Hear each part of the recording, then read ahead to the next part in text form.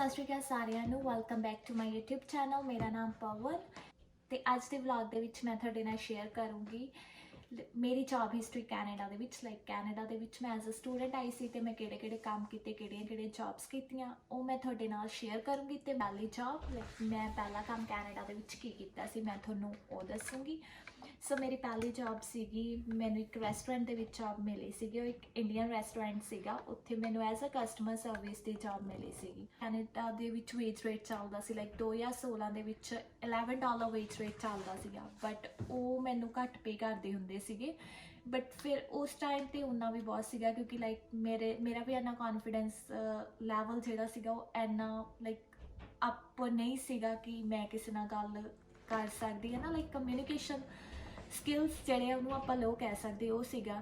ਤੇ ਬਟ ਉਹ ਜੌਬ ਨੇ ਮੇਰੀ ਹੈਲਪ ਕੀਤੀ। ਉਹਨੇ ਕੀ ਕੀਤਾ, ਮੈਨੂੰ ਕੈਸ਼ੀਅਰ ਦਾ ਵੀ ਐਕਸਪੀਰੀਅੰਸ ਹੋ ਗਿਆ ਕਿ ਆਪਾਂ ਕਿਵੇਂ ਕੈਸ਼ ਹੈਂਡਲ ਕਰਦੇ ਹਾਂ। ਮੇਰੇ ਕਮਿਊਨੀਕੇਸ਼ਨ ਸਕਿੱਲਸ ਨੂੰ ਵੀ ਇੰਪਰੂਵ ਕੀਤਾ। ਉਹ ਜੌਬ ਤੋਂ ਮੈਂ ਬਹੁਤ ਕੁਝ ਸਿੱਖਿਆ। ਤੇ ਉਹਦੇ ਤੋਂ ਬਾਅਦ ਦੇ ਵਿੱਚ ਵੇਜ ਰੇਟ ਘੱਟ ਹੋਣ ਦੇ ਕਰਕੇ ਮੈਂ ਸਾਈਡ ਬਾਈ ਸਾਈਡ ਇੱਕ ਹੋਰ ਜੌਬ ਲੱਭਣੀ ਸ਼ੁਰੂ ਕਰ ਦਿੱਤੀ। ਸੋ ਜਦੋਂ ਮੈਂ ਇਹ ਜੌਬ ਕਰਦੀ ਸੀਗੀ ਨਾਲ ਦੀ ਨਾਲ ਮੈਂ ਸਾਈਡ ਬਾਈ ਸਾਈਡ ਹੋਰ ਜੌਬ ਲੱਭਣੀ ਸ਼ੁਰੂ ਕਰ ਦਿੱਤੀ ਕਿਉਂਕਿ ਹੁਣ ਮੇਰੇ ਕੋਲ ਐਕਸਪੀਰੀਅੰਸ ਵੀ ਆ ਗਿਆ ਸੀ ਜਿਹੜਾ ਕਿ ਮੈਂ ਆਪਣੇ ਰੈਜ਼ਿਊਮੇ ਦੇ ਵਿੱਚ ਐਡ ਕਰ ਦਿੱਤਾ ਸੀਗਾ ਤੇ ਮੈਂ ਹੋਰ ਜੌਬ ਲੱਭਣ ਲੱਗ ਗਈ। ਸੋ ਜਿਹੜੀ ਸੈਕਿੰਡ ਜੌਬ ਮੈਨੂੰ ਮਿਲੀ ਫਿਰ ਉਹੀ ਇੰਡੀਡ ਐਪ ਤੋਂ ਮਿਲੀ ਜਿੱਥੋਂ ਮੈਂ ਫਸਟ ਜੌਬ ਲੱਭੀ ਸੀਗੀ, ਉਹ ਸੀਗੀ ਟਿਮ ਹਾਰਟਨ 'ਤੇ ਜੌਬ। ਸੋ ਮੈਨੂੰ ਕਾਲ ਆਈ ਟਿਮ ਹਾਰਟਨ ਵਾਲਿਆਂ ਦੀ ਕਿ ਅਸੀਂ ਸਾਨੂੰ ਕਸਟਮਰ ਸਰਵਿਸ ਦੀ ਜੌਬ ਦੇ ਲਈ ਕੋਈ ਐਜ਼ ਅ ਨਾਈਟ ਸ਼ਿਫਟ ਦੇ ਲਈ ਚਾਹੀਦਾ ਵਾ।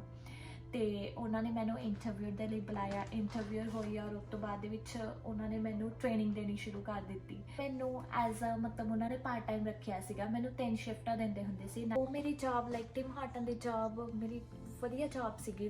ਮੇਰਾ ਮਾਰਨਿੰਗ ਦੇ ਵਿੱਚ ਕਾਲਜ ਹੁੰਦਾ ਸੀ, ਨਾਈਟ ਦੇ ਵਿੱਚ ਜਿਹੜਾ ਮੇਰੀ ਜੌਬ ਹੁੰਦੀ ਸੀ। ਤੇ ਜਦੋਂ ਹਰ 6 ਮੰਥਸ ਬਾਅਦ ਸਕੈਜੂਲ ਚੇਂਜ ਹੁੰਦਾ ਸੀਗਾ ਤਾਂ ਉਹ ਵੀ ਟਿਮ ਹਾਰਟਨ 'ਤੇ ਵੀ ਮੈਂ ਦੱਸ ਦਿੰਦੀ ਹੁੰਦੀ ਸੀ ਕਿ ਹੁਣ ਮੇਰੇ ਆਹ ਡੇਜ਼ ਫ੍ਰੀ ਆ। ਉਦੋਂ ਇਹ ਸੀਗਾ ਕਿ ਮੈਨੂੰ ਲੋੜ ਵੀ ਸੀਗੀ ਮੈਂ ਫੀਸਾਂ ਵੀ ਆਪਣੇ ਕਾਲਜ ਦੀਆਂ ਫੀਸਾਂ ਵੀ ਭਰਨੀਆਂ ਸੀ। ਮੈਂ ਜੌਬ ਨੂੰ ਕੰਟੀਨਿਊ ਤਾਂ ਰੱਖਿਆ ਕਿਉਂਕਿ ਮੈਨੂੰ ਇਹ ਸੀਗਾ ਕਿ ਜਦੋਂ ਮੇਰੀ ਸਟੱਡੀ ਡਨ ਹੋਈ ਤੇ ਜੇ ਮੈਨੂੰ B ਲੈਵਲ ਦੀ ਜੌਬ ਦੀ ਲੋੜ ਸੀਗੀ ਤੇ ਮੈਂ ਟਿਮ ਹਾਰਟਨ ਦੇ ਵਿੱਚ ਕਿਸੇ ਹਾਇਰ ਪੋਜੀਸ਼ਨ ਦੇ ਲਈ ਅਪਲਾਈ ਕਰ ਸਕਦੀ ਕਿਉਂਕਿ ਮੇਰੇ ਕੋਲ ਇੰਨਾ ਕੁ ਐਕਸਪੀਰੀਅੰਸ ਸੀਗਾ। ਇਹਦਾ ਮੈਨੂੰ ਬੈਨੀਫਿਟ ਇਹ ਹੋਇਆ ਕਿ ਜਦੋਂ ਮੈਂ ਆਪਣੀ ਸਟੱਡੀ ਡਨ ਕਰ ਲਈ ਉਹਦੇ ਤੋਂ ਬਾਅਦ ਦੇ ਵਿੱਚ ਮੈਂ ਫਿਰ ਕਿਉਂਕਿ ਮੈਨੂੰ B ਲੈਵਲ ਦੀ ਜੌਬ ਚਾਹੀਦੀ ਸੀਗੀ ਤਾਂ ਮੈਂ ਫੁੱਲ ਟਾਈਮ ਜੌਬ ਲੱਭਣੀ ਵੀ ਸ਼ੁਰੂ ਕਰ ਦਿੱਤੀ ਔਰ B ਕੈਟਾਗਰੀ ਦੀ ਜੌਬ ਵੀ ਲੱਭਣੀ ਸ਼ੁਰੂ ਕਰ ਦਿੱਤੀ। ਇਹ ਜਿਹੜੀ ਟਿਮ ਹਾਰਟਨ ਦੀ ਜੌਬ ਸੀਗੀ ਮੈਂ ਆਪਣੀ ਸਟੱਡੀ ਟਾਈਮ ਦੇ ਵਿੱਚ ਕੰਟੀਨਿਊ ਰੱਖੀ। ਤੇ ਜਦੋਂ ਮੇਰੀ ਸਟੱਡੀ ਡਨ ਹੋਈ ਤੇ ਉਸ ਤੋਂ ਬਾਅਦ ਦੇ ਵਿੱਚ ਮੈਨੂੰ ਸੀਗਾ ਕਿ ਮੈਂ ਕੋਈ ਡੇ ਸ਼ਿਫਟ ਜਿਹੜੀ ਆ ਉਹ ਲੱਭ ਲਵਾਂ ਤੇ ਮੈਂ ਨਾਲ ਦੀ ਨਾਲ ਜਿਹੜੀਆਂ ਜੌਬ ਅਪਲਾਈ ਕਰਨੀ ਸ਼ੁਰੂ ਕਰ ਦਿੱਤੀ। ਐਂਡ ਫਿਰ ਮੈਨੂੰ ਇੱਕ ਟਿਮ ਹਾਰਟਨ ਤੋਂ ਕਾਲ ਆਈ ਮੈਂ as a supervisor job apply ਕੀਤੀ ਉਦੋਂ ਸਟੱਡੀ ਡਨ ਕਰਕੇ। ਸੋ ਇਹਨਾਂ ਤੋਂ ਜੌਬਸ ਦਾ ਮੈਨੂੰ ਇਹ ਫਾਇਦਾ ਹੋਇਆ ਕਿ ਜਦੋਂ ਮੈਂ ਹਜੇ ਆਪਣੀ ਸਟੱਡੀ ਡਨ ਹੀ ਕੀਤੀ ਸੀ, ਈਵਨ ਔਰ ਮੇਰਾ ਵਰਕ ਪਰਮਿਟ ਵੀ ਨਹੀਂ ਸੀ ਆਇਆ, ਉਹ ਵੀ ਐਜ਼ ਅ ਅਪਲਾਈਡ ਸਟੇਟਸ 'ਚ ਸੀਗਾ ਤੇ ਮੈਨੂੰ ਨਾਲ ਦੀ ਨਾਲ ਹੀ ਜੌਬ ਦੇ ਲਈ ਕਾਲ ਆ ਗਈ ਐਜ਼ ਅ ਸੁਪਰਵਾਈਜ਼ਰ। ਫਿਰ ਮੈਂ ਉਸ ਟਿਮ ਹਾਰਟਨ 'ਤੇ ਜਿਹੜੀ ਆ ਜੌਬ ਸਟਾਰਟ ਕਰ ਲਈ ਤੇ ਦੂਸਰੇ ਵਾਲੇ ਟਿਮ ਹਾਰਟਨ ਤੋਂ ਮੈਂ ਕੁਇਟ ਕਰ ਦਿੱਤਾ ਜਿੱਥੇ ਮੈਂ ਨਾਈਟ ਸ਼ਿਫਟ ਕਰਦੀ ਸੀ। ਸੋ ਜਦੋਂ ਮੈਨੂੰ ਇਹ ਜੌਬ ਮਿਲੀ ਤਾਂ ਉਦੋਂ ਮੈਂ ਇਹ ਚੀਜ਼ ਰਿਅਲਾਈਜ਼ ਕੀਤੀ ਕਿ ਜੇ ਮੈਂ ਉਸ ਟਾਈਮ ਦੇ ਉੱਤੇ ਉਹ ਰੈਸਟੋਰੈਂਟ ਦੀ ਜੌਬ ਛੱਡ ਦਿੰਦੀ ਜਾਂ ਫਿਰ ਮੈਨੂੰ ਟਿਮ ਹਾਰਟਨ ਦੀ ਜੌਬ ਨਾ ਮਿਲਦੀ ਜਾਂ ਮੈਂ ਕੰਮ ਜ਼ਿਆਦਾ ਹੋਣ ਕਰਕੇ ਕਿਉਂਕਿ ਟਿਮ ਹਾਰਟਨ 'ਤੇ ਕੰਮ ਬਹੁਤ ਹੁੰਦਾ ਵਾ, ਮੈਂ ਉਹ ਜੌਬ ਛੱਡ ਦਿੰਦੀ ਤਾਂ ਫਿਊਚਰ ਦੇ ਵਿੱਚ ਜਿਹੜਾ ਵਾ ਮੈਨੂੰ ਜੌਬ ਲੱਭਣੀ ਪੈਂਦੀ ਮੈਨੂੰ ਈਜ਼ੀਲੀ ਜੌਬ ਨਾ ਮਿਲਦੀ। ਦੂਜੀ ਗੱਲ ਮੇਰੇ ਕੋਲ ਕਸਟਮਰ ਸਰਵਿਸ ਦਾ ਐਕਸਪੀਰੀਅੰਸ ਵੀ ਸੀਗਾ ਜਿਹਨੇ ਮੇਰੀ ਕੈਸ਼ੀਅਰ ਦਾ ਐਕਸਪੀਰੀਅੰਸ ਵੀ ਸੀਗਾ ਜਿਹਨੇ ਮੇਰੀ ਬਹੁਤ ਹੈਲਪ ਕੀਤੀ ਜੌਬ ਲੱਭਣ ਦੇ ਲਈ। ਸੋ ਆਪਾਂ ਇਹੀ ਕਹਿ ਸਕਦੇ ਹਾਂ ਕਿ ਆਪਾਂ ਨੂੰ ਕੋਈ ਵੀ ਕੰਮ ਛੋਟਾ ਵੱਡਾ ਨਹੀਂ ਸਮਝਣਾ ਚਾਹੀਦਾ, ਇਨ ਫਿਊਚਰ ਦੇਖਣਾ ਚਾਹੀਦਾ ਕਿ ਉਹਦੇ ਤੁਹਾਨੂੰ ਕੀ ਬੈਨੀਫਿਟ ਹੋਣਗੇ। ਸੋ ਇਹ ਟਿਮ ਹਾਰਟਨ ਦੇ ਵਿੱਚ ਮੈਂ as a supervisor I think more than 1 year ਮੈਂ ਕੰਮ ਕੀਤਾ ਤੇ ਮੈਂ PR ਦੇ ਲਈ ਐਲੀਜੀਬਲ ਹੋ ਗਈ। ਸੋ ਉਹਦੇ ਤੋਂ ਬਾਅਦ ਦੇ ਵਿੱਚ ਮੈਨੂੰ ਸੀਗਾ ਕਿ ਮੈਂ ਹੋਰ ਬੈਟਰ ਜੌਬ ਲੱਭਾਂ ਜਿਹਦਾ ਚਲੋ ਪੇ ਰੇਟ ਵੀ ਠੀਕ ਹੋਵੇ ਐਂਡ ਇਨ ਫਿਊਚਰ ਮੇਰੀ ਹੋਰ ਗਰੋਥ ਹੋ ਸਕੇ। ਸੋ ਮੈਂ ਫਿਰ ਜੌਬਸ ਅਪਲਾਈ ਕਰਨੀਆਂ ਸ਼ੁਰੂ ਕਰ ਦਿੱਤੀਆਂ ਬਟ ਮੈਂ ਐਪ ਸੇਮ ਹੀ ਰੱਖੀ ਜੌਬ ਅਪਲਾਈ ਕਰਨ ਲਈ। ਉਹ ਸੀ ਇੰਡੀਡ ਐਪ। ਸੋਚਿਆ ਕਿ ਮੈਂ ਇਹ ਜੌਬ ਤੋਂ ਵੀ ਬੈਟਰ ਜੌਬ ਲੱਭਣੀ ਹੈ ਜਿਹੜੀ ਕਿ ਮੈਨੂੰ ਫਰਦਰ ਮੇਰੇ ਕਰੀਅਰ ਨੂੰ ਹੋਰ ਗਰੋ ਕਰੀ। ਸੋ ਮੈਂ ਪਹਿਲਾਂ ਆਪਣਾ ਇੱਕ ਰੈਜ਼ਿਊਮੇ ਬਣਾਇਆ, ਮੈਂ ਉਹਦੇ ਵਿੱਚ ਆਪਣਾ ਕੈਸ਼ੀਅਰ ਦਾ ਐਕਸਪੀਰੀਅੰਸ, ਕਸਟਮਰ ਸਰਵਿਸ ਦਾ ਐਕਸਪੀਰੀਅੰਸ ਐਂਡ ਸੁਪਰਵਾਈਜ਼ਰ ਦਾ ਐਕਸਪੀਰੀਅੰਸ ਐਡ ਕੀਤਾ। ਇਹਦੇ ਨਾਲ ਮੇਰਾ ਜਿਹੜਾ ਰੈਜ਼ਿਊਮੇ ਸੀਗਾ ਉਹ ਹੋਰ ਸਟਰੋਂਗ ਹੋ ਗਿਆ। 3 ਜੌਬਸ ਦੇ ਲਈ ਕਾਲ ਆਈਆਂ ਐਂਡ ਇੱਕ ਮੈਨੂੰ ਕਾਲ ਆਈ ਮਨੀ ਮਾਰਟ ਤੋਂ ਐਂਡ ਉਹਨਾਂ ਨੇ ਮੈਨੂੰ ਕਾਲ ਕੀਤੀ ਮੇਰੀ ਪਹਿਲਾ ਫੋਨ ਇੰਟਰਵਿਊ ਲਈ ਐਂਡ ਮੈਨੂੰ ਜੌਬ ਵੀ ਠੀਕ ਲੱਗੀ। ਜਿਵੇਂ ਵੀ ਮੈਂ ਉਹਦੇ ਬਾਰੇ ਸਰਚ ਵੀ ਕੀਤਾ ਕੰਪਨੀ ਬਾਰੇ, ਠੀਕ ਸੀਗੀ, ਐਜ਼ ਅ ਸਿਟਿੰਗ ਜੌਬ ਸੀਗੀ ਬਟ ਉਹਨਾਂ ਨੇ ਮੇਰੀਆਂ 3 ਇੰਟਰਵਿਊਜ਼ ਲਈਆਂ ਐਂਡ 3rd ਇੰਟਰਵਿਊ ਦੇ ਵਿੱਚ ਉਹਨਾਂ ਨੇ ਮੇਰੀ ਸਿਲੈਕਸ਼ਨ ਕੀਤੀ। ਬਟ ਉਹਦਾ ਇਹ ਸੀਗਾ ਜੌਬ ਦੇ ਬੈਨੀਫਿਟਸ ਬਹੁਤ ਜ਼ਿਆਦਾ ਸੀ, ਲਾਈਕ ਪੇ ਰੇਟ ਵੀ ਵਧੀਆ ਸੀਗੇ, ਬਾਕੀ ਵੀ ਹੈਲਥ ਬੈਨੀਫਿਟਸ ਸਾਰੇ ਬੈਨੀਫਿਟਸ ਸੀਗੇ, ਔਰ ਮੇਨ ਸੀ ਕਿ ਸਿਟਿੰਗ ਜੌਬ ਸੀਗੀ, ਜ਼ਿਆਦਾ ਸਟ੍ਰੈਸ ਨਹੀਂ ਸੀਗਾ। ਤੇ ਫਿਰ ਮੈਂ ਉੱਥੇ ਜੌਬ ਸਟਾਰਟ ਕਰ ਦਿੱਤੀ। ਜੌਬ ਦੇ ਵਿੱਚ ਇਹ ਸੀਗਾ ਕਿ ਮੈਂ ਰੋਜ਼ ਮੈਨੂੰ ਹੋਰ ਬਹੁਤ ਕੁਝ ਨਵਾਂ ਸਿੱਖਣ ਨੂੰ ਮਿਲ ਰਿਹਾ ਸੀ ਜੋ ਫਿਊਚਰ ਦੇ ਵਿੱਚ ਮੇਰੇ ਬਹੁਤ ਕੰਮ ਆਉਣ ਵਾਲਾ ਸੀਗਾ।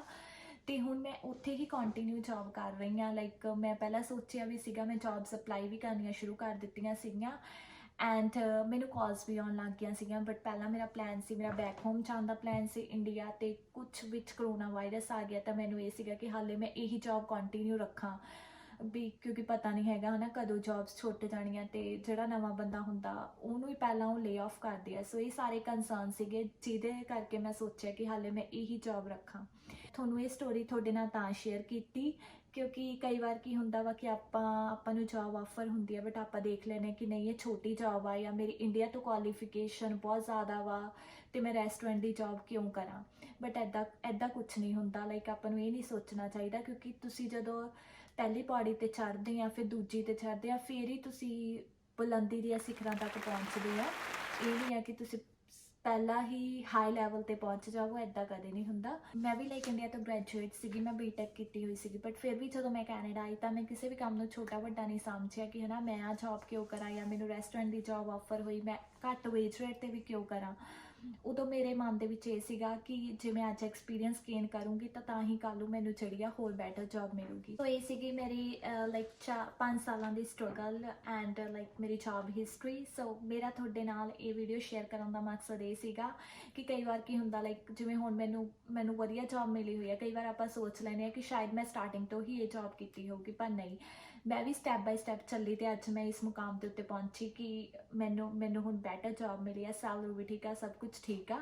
ਸੋ ਐਦਾਂ ਹੀ ਤੁਸੀਂ ਵੀ ਕਰ ਸਕਦੇ ਹੋ, ਬਟ ਇਹਦੇ ਲਈ ਮੇਨ ਚੀਜ਼ ਇਹ ਜ਼ਰੂਰੀ ਹੈ ਕਿ ਤੁਹਾਨੂੰ ਇਹ ਚੀਜ਼ ਨਹੀਂ ਸਮਝਣੀ ਚਾਹੀਦੀ ਕਿ ਕਿਹੜਾ ਕੰਮ ਛੋਟਾ ਵੱਡਾ, ਜਿਹੜਾ ਇੱਕ ਵਾਰ ਮਿਲੇ ਉਹ ਕਰ ਲਵੋ। ਇਹਦੇ ਨਾਲ ਕੀ ਹੁੰਦਾ, ਤੁਹਾਡਾ ਰੈਜ਼ਿਊਮੇ ਜਿਹੜਾ ਵਾ ਉਹ ਹੋਰ ਸਟਰੋਂਗ ਹੁੰਦਾ ਜਾਊਗਾ, ਤੁਸੀਂ ਹੋਰ ਨੌਲੇਜ ਗੇਨ ਕਰਦੇ ਜਾਓਗੇ, ਤੁਹਾਨੂੰ ਸਭ ਕੁਝ ਪਤਾ ਲੱਗ ਜਾਊਗਾ, ਤੇ ਫਿਰ ਫਿਊਚਰ ਦੇ ਵਿੱਚ ਤੁਸੀਂ ਵੀ ਜਿਹੜੀ ਆ ਉਹ ਇੱਕ ਬੈਟਰ ਜੌਬ ਫਾਈਂਡ ਕਰ ਸਕਦੇ ਹੋ। ਐਂਡ ਕਦੇ ਵੀ ਇੱਕ ਜੌਬ ਤੇ ਵੀ ਸਟਕ ਨਾ ਰਹੋ, ਨਾਲ ਦੀ ਨਾਲ ਜਿਹੜੀ ਆ ਉਹ ਹੋਰ ਜੌਬਸ ਅਪਲਾਈ ਕਰਦੇ ਰਹੋ, ਕਿਉਂਕਿ ਕਈ ਵਾਰ ਪਤਾ ਨਹੀਂ ਹੁੰਦਾ ਤੁਹਾਨੂੰ ਕਿੱਥੋਂ ਕਿਹੜੀ ਜੌਬ ਦੀ ਆਫਰ ਆ ਜਾਂਦੀ ਆ।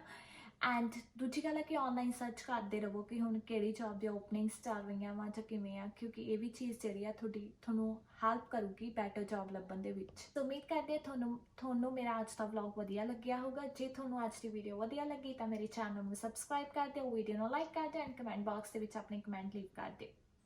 ਐਂਡ ਜੇ ਤੁਹਾਡੇ ਮਨ ਦੇ ਵਿੱਚ ਕੋਈ ਵੀ ਕੁਐਸਚਨ ਆ ਤੁਸੀਂ ਪੁੱਛਣਾ ਚਾਹੁੰਦੇ ਹੋ ਤਾਂ ਤੁਸੀਂ ਕਮੈਂਟ ਬਾਕਸ ਦੇ ਵਿੱਚ ਆਪਣੇ ਕਮੈਂਟ ਲੀਵ ਕਰ ਸਕਦੇ ਹੋ। ਸੋ ਅੱਜ ਦੇ ਲਈ ਇੰਨਾ ਹੀ। Okay bye.